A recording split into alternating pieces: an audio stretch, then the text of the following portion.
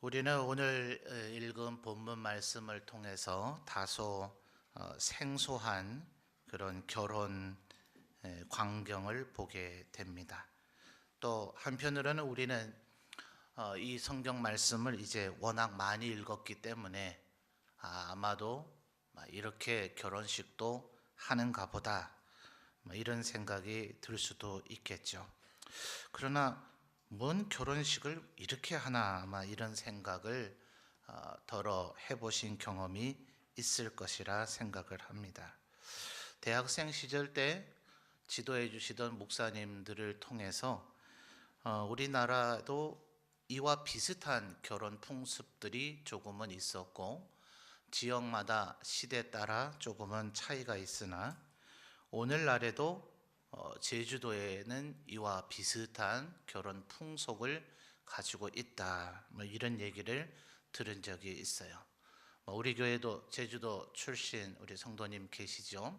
그분께는 제가 확인해 보질 않았어요. 근데 군 생활하다 보면 때로 시간이 많이 남을 때도 있고 좀 지루해질 때도 있잖아요. 근데 저 바로 위에 선임자인 제주도 제주대 출신 ROTC 장교가 있었어요. 제주도에 세 개 성씨가 있죠. 그 중에 하나인 분이에요. 그래서 이 생각이 나서 그 양반한테 물었어요. 제주도가 그렇게 결혼식을 하느냐? 그랬더니 그분의 대답이 그러네요.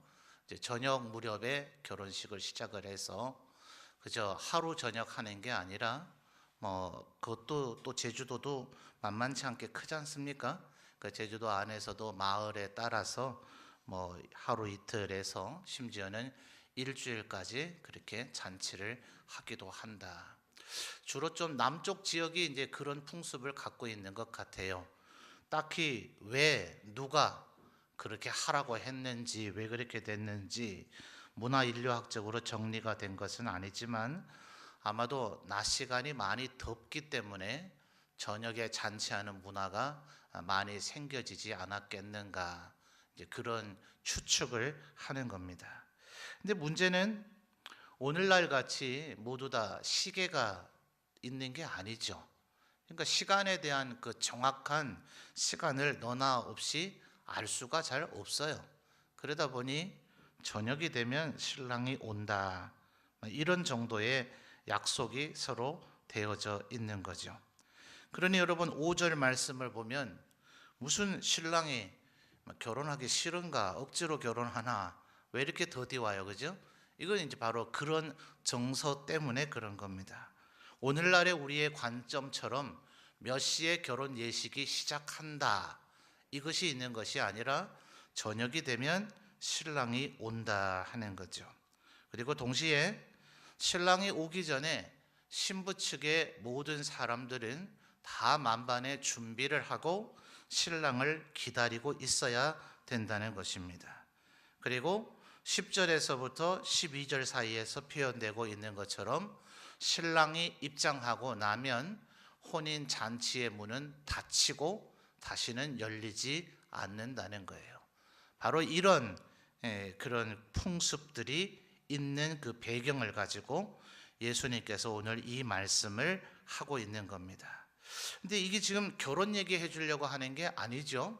1절 말씀을 보면 무엇 때문에 이 얘기를 합니까?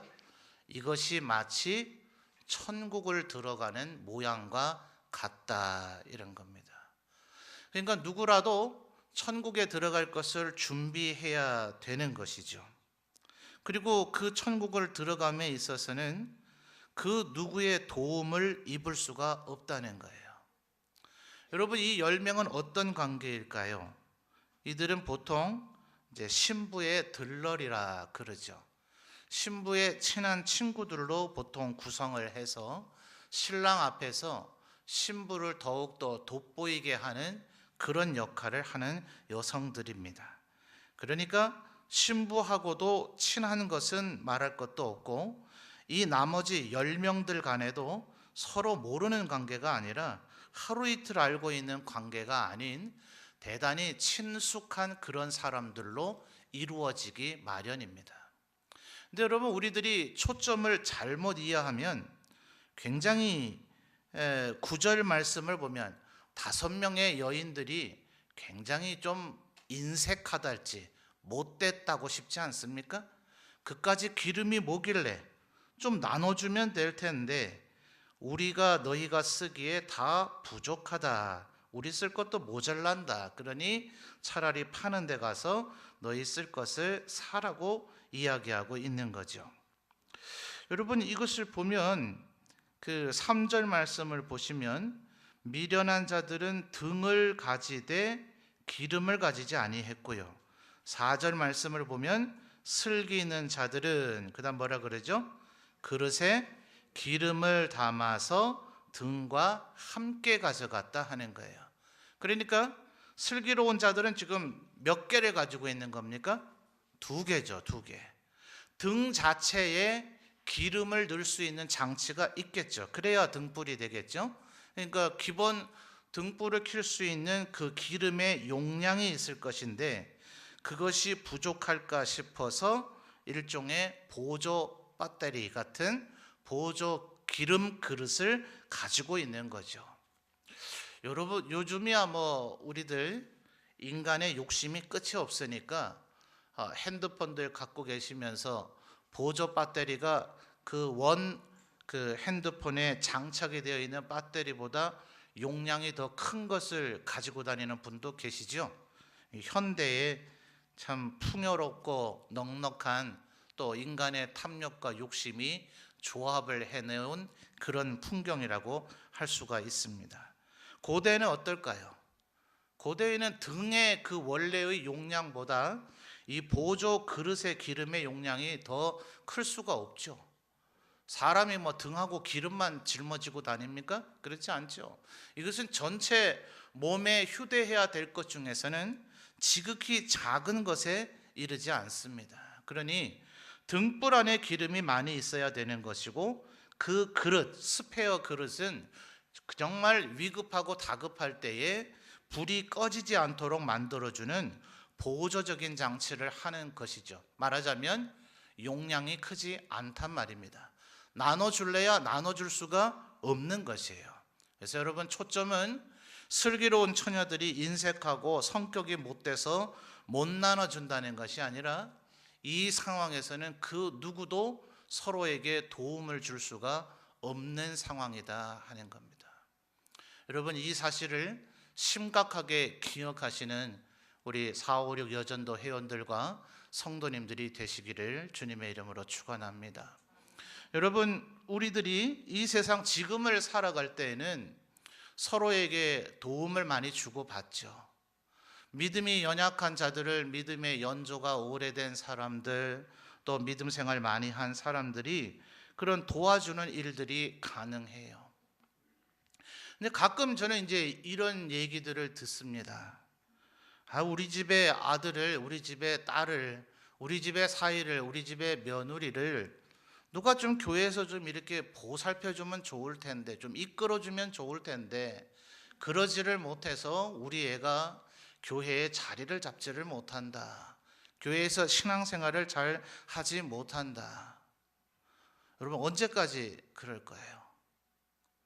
학습 세례를 받기 전에는 그게 필요할 겁니다. 물론 그 이후에도 우리들이 인간이라 연약한지라서 때로는 시험에 들기도 하고 때로는 휘청거리도 하기 때문에 그때 옆에서 권면해 줄 사람들이 있어야 될 거예요. 근데 여러분, 기억하셔야 되는 것은 마지막 주님 앞에 서게 되는 이 날은 누구도 나를 대신해 줄 수 없는 반드시 내가 해야 될 역할이 있다 하는 겁니다. 여러분, 성경 안의 비유도 보면 대부분의 성경의 모든 스토리가 남성 중심적으로 되어져 있죠. 예화들도 한번 머릿속에 잘 떠올려 보십시오. 여성이 등장하는 예화 자체가 드뭅니다. 예화조차도 대부분 등장인물들이 남성으로 되어져 있어요. 그런데 오늘의 이 예화는 정말 독특하게도 드물게도 여성들이 주류를 이루고 있는 그런 예화입니다. 여러분, 혹시 천국 가는 것 남편에게 기대 가려고 생각하는 분이 계시지는 않겠죠. 자녀들을 잘 키우는 것이 중요하긴 하지만 그것 때문에 나는 지금 신앙생활을 잘 할 수 없다. 오늘 밤 주님 모시면 어떡할 거예요? 여러분, 시댁 식구들의 기대서 갈 수 있는 것도 아니죠. 이것은 여성들도 자기들의 그 구원에 대한 문제를 스스로 책임져야 된다는 것을 우리에게 시사해 주고 있는 것입니다. 그 누구도 나를 대신해 줄 수도 없고 나를 이끌어가 줄 수도 없고 마지막 그 순간에는 내가 준비를 해야 되는 거예요. 그런데 여러분, 지금 우리가 5절 말씀을 보면 신랑이 더디옴으로 그랬다면 그 전에는 어땠을까요? 자, 5절 말씀을 보면 신랑이 더디옴으로 다 졸며 잘세 이랬습니다. 그렇다면 애초부터 자려고 마음먹은 건 아니겠죠.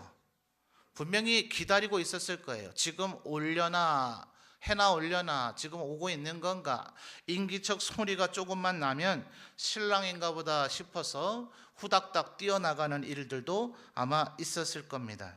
그때 어떤 일이 벌어졌을까요? 그때 등불을 켜고 있었겠죠. 그래서 8절 말씀을 보십시오.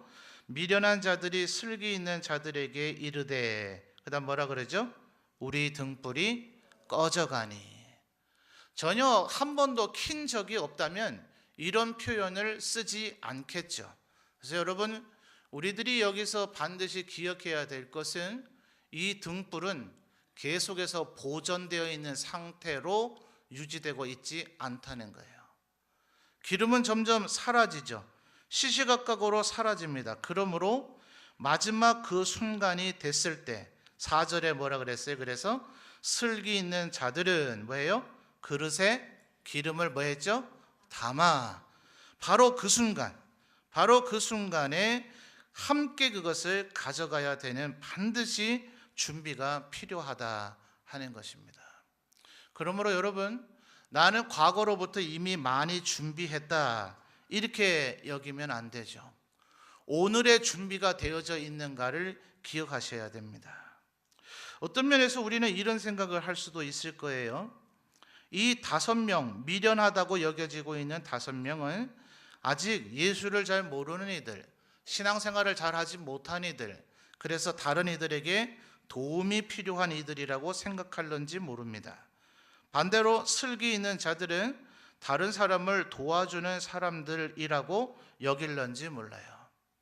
그렇다면 여러분, 저는 기름이 몇 말은 되겠죠? 목사라고 하는 존재들은 늘 다른 사람을 돕는 존재 아닙니까? 제가 목사가 되기 전에는 어땠을런지 모르지만 노회로부터 목사 안수를 받는 순간부터는 그 이후는 저는 그 어떤 누군가, 그게 누군지는 모르겠지만 누군가를 돕는 존재가 되겠다고 해서 목사가 된 거 아닙니까? 그렇다면 목사들은 절대로 기름이 떨어져 있지 않겠네요? 그렇지 않죠? 우리들의 통념적으로 볼 때도 목사도 여전히 기름이 필요한 존재다. 때로는 목사님들 강단에서 우스갯소리처럼 이야기할 때에 천국에 목사가 오면 난리가 난다잖아요. 성도들은 그렇게 많이 왔는데 목사는 몇 년 만에 지금 처음 왔는지 목사도 천국에 왔다고 천국에서 난리가 난다잖아요. 여러분, 이게 목사 얘기되니까 그렇게 웃고 여유 부리실 일이 아닙니다. 무슨 얘기냐 하면 우리들의 입장에서 내가 누군가를 지금 돕고 있다, 그러니 내 기름은 넉넉하겠지 착각하지 마시라는 거예요. 만약 돕는다는 그 이유만으로 우리의 기름이 넉넉하다면, 그러면 예수 믿은 지 한 3년 정도 지나고 나면 학습 세례 받고 서리 집사 정도만 될 정도만 되면 우리는 이 본문 굳이 읽을 필요 없지 않겠어요? 우리는 모두 다 기름이 넉넉하지 않겠어요? 천만의 말씀요. 내가 누군가를 돕는다 싶은 그 일을 할 때에 나는 돕는다는 의도로 그 일을 했지만 과연 그것이 그 사람에게 도움이 됐을까 하는 것 끊임없이 생각해 봐야 돼요. 여러분, 모르겠어요. 저는 왜 그런지는 모르지만 죽음을 늘 어깨에 좀 짊어지고 살고 싶습니다. 그러니까 죽는다는 얘기를 종종 많이 해요. 제 아내랑 장모님은 그렇게 싫어하지만. 근데 저는 그 얘기를 늘 되뇌이며 해야 된다고 생각합니다. 여러분도 그래야 된다고 생각해요. 여러분, 오늘 저녁이라도 한번 생각해 보세요. 여러분 만약 오늘 저녁 자정 시간에 여러분이 돌아가신다면 여러분 뒷정리는 좀 해 놓으셨습니까? 혹시 지저분하게 빨래 덜 해놓은 거 있지는 않으십니까? 혹시 너무나 어질러 놓고 청소 안 해놓은 게 있지는 않으십니까? 혹시 여러분의 유품을 누가 정리하다가 아이고 이 양반이 이러고 사셨네 이럴까봐 혹시 걱정되는 부분은 없습니까? 제때제때 정리하고 살아가시는 여러분 되시기를 바라요. 뭐 좋은 얘기는 아닙니다만은 어떤 목사님이 얼마나 목회를 하다가 왜 그런지는 모르지만 스트레스를 받으셨는가 보죠. 정년이 되기 전에 돌아가셨대요. 그래서 목양실을 정리하다 보니까 소주가 2박스나 나왔대요. 또 제 목양실 구경하러 오십시오. 한 번씩 더 와보고 싶어 하실라. 언제 우리가 하나님 부르심 받을지 모르잖아요. 여러분 깨어 있으신 저와 여러분 되시기를 주님의 이름으로 축원합니다. 날마다 정리하며 살아가세요. 내게 지금 현재 기름이 준비되어 있는가? 오늘 이 밤에라도 주님이 오신다면 나는 등불을 준비할 수 있는가? 그날에는 그 누구에게라도 안 돼요, 여러분. 여러분을 몸 아파 낳아주신 여러분의 어머니라도 지금 시스템 자체가 여러분에게 기름을 나눠줄 수가 없어요. 그날 여러분의 부모님이 피눈물을 흘리며 사랑하는 내 아들아 내 딸아 왜 너는 기름을 미리 준비하지 못했느냐 하며 여러분을 보며 울 수 있을지는 모를지라도 그날에는 기름 한 방울 나눠줄 수가 없습니다. 여러분 혹시 아직도 누군가에게 기대어서 신앙생활하고 있지는 않습니까? 누가 나를 보살펴주고 살펴주고 우리 교회에서 행복하게 신앙생활할 수 있도록 인도해주고 안내해주면 내가 교회를 나오지만 그렇지 않으면 삐지고 섭섭하고 서운해서 교회를 안 나오겠다는 혹시 그런 생각이 들고 있지는 않으십니까? 여러분 다시 한번 말씀드리지만 신앙생활 하면서도 뭐 별일이 다 없겠어요? 이 세상을 살아가는 것이나 신앙생활하는 것이나 똑같습니다. 오죽하면 예수님께서 제자들에게 일부러 갈릴리 바다, 밤바다, 풍랑이 일 거라는 걸 잘 알고 계시는 주님이 일부러 그 밤에 제자들 보고 서둘러 갈릴리 바다를 건너가자고 하시잖아요. 왜 그래요? 우리의 신앙의 삶에 이렇게 풍랑이 인다는 것을 알려주시기 위해서 그래요. 그리고선 예수님은 일부러 배 뒤에 가서 주무시잖아요. 그 배에 분명히 예수님이 타 계시지만 내 눈앞에 보이지 않으므로 등 뒤에서 주무시고 계시므로 분명히 그 배 안에 계시긴 계시나 전혀 계신다는 것을 느끼지 못할 그 환경들이 우리 앞에 펼쳐지게 될 것이라는 것을 주님은 우리에게 보여주고 계시는 겁니다. 여러분, 여러분이 기름을 준비하셔야 돼요. 그 누구도 대신해 주지 않습니다. 과거에 준비한 것으로 준비를 끝냈다 여기시면 안 돼요. 주님이 언제 오실지 모르기 때문에 신랑이 언제 오실지 모르기 때문에 여러분의 기름은 시시각각으로 점점 줄어들고 있습니다. 또다시 리필하셔야 돼요. 또다시 준비하셔야 돼요. 내가 지난 5년간 10년간 50년간 기름 준비 잘 해놨다. 아니요. 그거 어제 저녁에 다 떨어졌을지 몰라요. 오늘 저녁 주님 오셨을 때 정말 드려질 그 밝힐 수 있는 등불의 기름이 준비되어져 있는가? 여러분 스스로를 날마다 점검하시는 우리 모든 성도님들, 특별히 4, 5, 6 여전도의 회원들이 되시기를 주님의 이름으로 축원합니다. 아마 이런 얘기를 들으면 또 막 조금 두려움에 휩싸일 거예요. 어떡하나? 어떻게 그렇게 매번 그렇게 긴장하면서 살 수 있는가? 여러분 그래서 스가랴서의 말씀을 보면 이 본문의 말씀과 직접적인 연결고리는 없지만 대단히 중요한 개념을 이야기를 해주고 있습니다. 성막 안에 들어가면 소위 다윗의 등대라고 불려지는 살구나무 모양을 본따서 조각해서 만든 7 등대가 있죠. 그래서 중앙에 줄기처럼 여겨지는 하나의 줄기가 있으면 그곳에서 좌우로 3개씩 가지가 뻗쳐나가서 총 7개의 불꽃 봉우리를 갖게 되어 있는 등대가 있습니다. 이스라엘 전체를 상징하게 되는 상징물로도 이스라엘에게서 여겨지죠.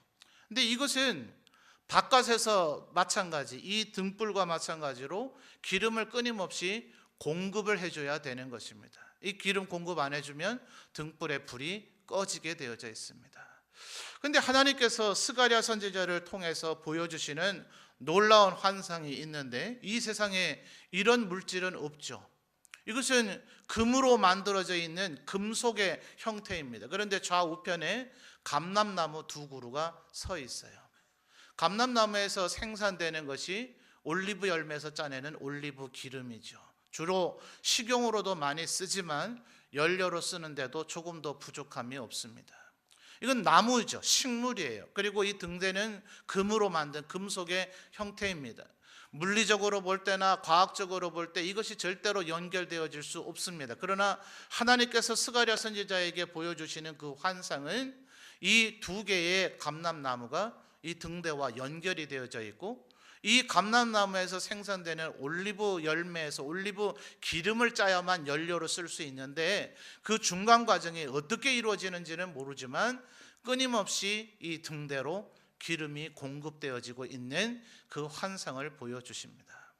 그래서 이 스가랴 성의 이 환상이 요한계시록 11장에서 또다시 2명의 증인의 모습으로 설명이 되어지는데, 그걸 지금 다 설명하려면 시간이 너무 가고, 제가 이미 다른 설교 시간들을 통해서 스가랴에서는 스가랴서의 말씀으로, 계시록은 계시록의 말씀으로 이미 여러분에게 설교한 바가 있습니다. 이것은 성령 하나님을 통해서 우리에게 끊임없이 공급되어지는 은혜를 얘기합니다. 그러니 여러분, 하나님 다시 오실 때, 예수님 다시 오실 때 우리들이 준비해야 될 기름 뭔가? 나는 얼마나 기름 준비되어져 있는가? 혹시 기름 다 까먹은 것은 아닌가? 내 딴에는 교회를 섬기고 성도들을 섬긴다고 하고 있는데 그것이 제대로 된 기름이 준비 못된 것은 아닌가? 여러 가지 걱정하실 필요 없이 하나의 결론으로 귀결됩니다. 뭐 하면 됩니까? 성령 충만하면, 그러면 우리의 기름은 넉넉하게 준비가 되어져 있을 줄 믿습니다. 사랑하는 오늘 이 저녁 헌신하는 456 여전도 회원 여러분, 그리고 또 함께 예배하는 우리 모든 성도 여러분, 주님은 언젠가 다시 오실 것입니다. 우리는 그날을 소망하며 살아갑니다. 그날 우리의 모든 눈에 눈물을 닦아주시고 우리의 마음의 애통을 사라지게 해 주실 것입니다.